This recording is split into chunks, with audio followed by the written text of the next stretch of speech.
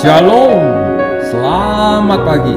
Sate pagi hari ini bertemakan minum dari Kristus. Firman Tuhan terambil dari 1 Korintus pasal 10 ayat 4 dan Yohanes pasal 4 ayat 10 sampai dengan 14, pasal 7 ayat 37 sampai dengan 39. Dan mereka semua minum minuman rohani yang sama, sebab mereka minum dari batu karang rohani yang mengikuti mereka, dan batu karang itu ialah Kristus. Di kalangan Rabi Yahudi terdapat sebuah legenda yang mengatakan bahwa ketika orang Israel sedang dalam perjalanan di padang gurun dari Mesir menuju tanah perjanjian, mereka selalu diikuti oleh sebuah batu karang yang mengelinding mengikuti mereka. Dikatakan juga dalam legenda itu bahwa Miriam, saudara Musa dan Harun, melebihi yang lainnya, memiliki rahasia untuk memperoleh air dari batu tersebut.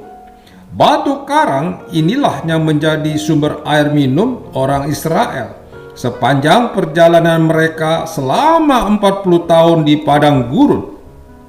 Namun kisah di atas tampaknya hanyalah dongeng yang kebenarannya tidak bisa dipertanggungjawabkan, sebab tidak ada sumber lain yang bisa membuktikannya. Lagi pula, sebuah batu karang yang selalu mengelinding selama 40 tahun adalah sebuah hal yang mustahil. Seandainya pun hal itu terjadi, karena tidak ada yang mustahil bagi Tuhan, pastilah dijelaskan di Alkitab. Di sisi lain, Rasul Paulus, seorang mantan Rabi Yahudi, dengan tegas berkata bahwa batu karang yang menjadi sumber air minum orang Israel tersebut adalah Kristus sendiri.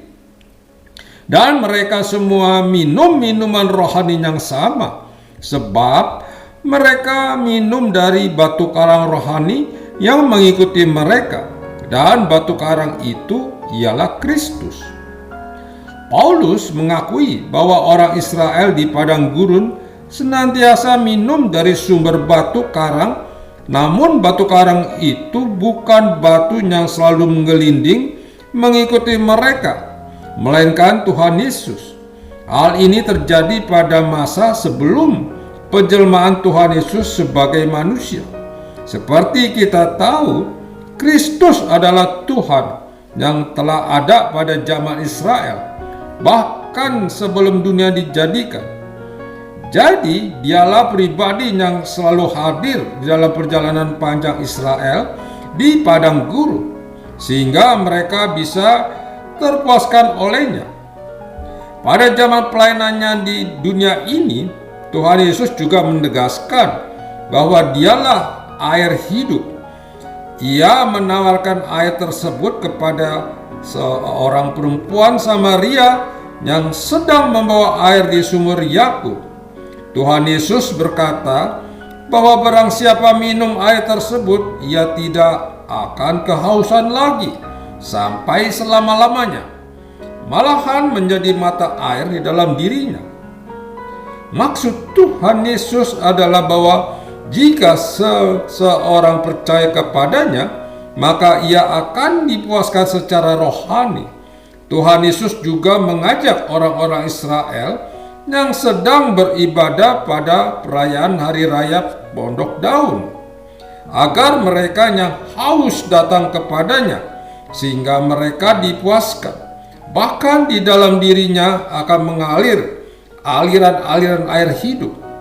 Maksud Tuhan Yesus adalah bahwa jika seseorang percaya kepadanya, maka Roh Kudus akan ada di dalam diri orang tersebut yang membuatnya terpuaskan secara rohani. Ketika kita haus dan gersang di dalam hidup ini, datanglah kepada Kristus, air hidup yang dapat memuaskan kita. Ia senantiasa tersedia bagi mereka yang memintanya. Minumlah dari Dia batu karang yang telah memuaskan orang Israel di padang gurun. Amin. Mari kita berdoa.